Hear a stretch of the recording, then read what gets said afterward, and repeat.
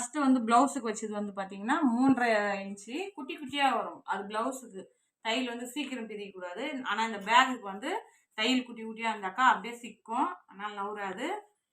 இந்த மாதிரி தான் கரெக்டாக தைக்கணும். அதே மாதிரி இது உங்களுக்கு ஒரு புது அனுபவமாக இருக்கும்னு நினைக்கிறேன். ஏன்னா எனக்கு ரொம்ப நாள் ஆயிடுச்சு பார்டர் பேகு. அதே மாதிரி இது டிசைனும் வேறு. உங்களுக்கு நான் இதையும் எப்படி தைக்கணும்னு சொல்லிட்டு ஷேர் பண்ணுறேன். ஆனால் தயவுசெய்து சொல்கிறேங்க, கமெண்ட் பாக்ஸில் மட்டும் கேட்காதீங்க. நான் கற்று மட்டும் தான் கொடுக்குறேன். நான் வந்து பேகு கொடுக்குறேன்னு நான் யார்கிட்டையுமே சொல்லலை. அது ஒன்று மட்டும் தெளிவாக புரிஞ்சுக்குங்க. ஏன்னா நான் இருக்கிற ஏரியா வேறு, நீங்கள் இருக்கிற ஏரியா வேறு. எல்லாருமே எங்கள் ஏரியாவும் இருக்க முடியாது, எங்கள் வீட்டு பக்கத்துலேயும் இருக்க முடியாது.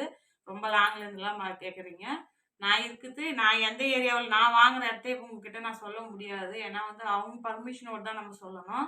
இப்போ வந்து அவங்ககிட்ட ஆள் இருக்குதுன்றாங்க. ஆள் எப்போ அவங்களுக்கு தேவையோ அப்போ கண்டிப்பாக நான் சொல்லுவேன் நான். அதனால தான் நான் வேறு இடம் உங்களுக்கு சொல்லி விட்றேன். மற்றபடி தப்பாக யாரும் நினைக்காதீங்க.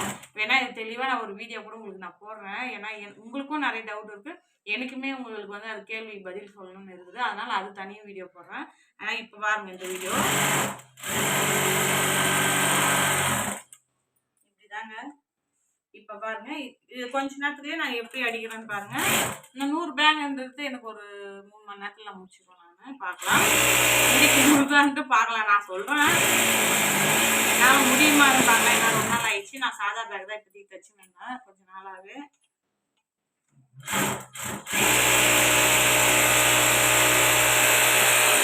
நான் இதையுமே ஃபாஸ்ட்டாக அடிப்பேங்க. 3ஆம் அடிக்கிறதுமே நித்தி அடிக்க மாட்டேன்.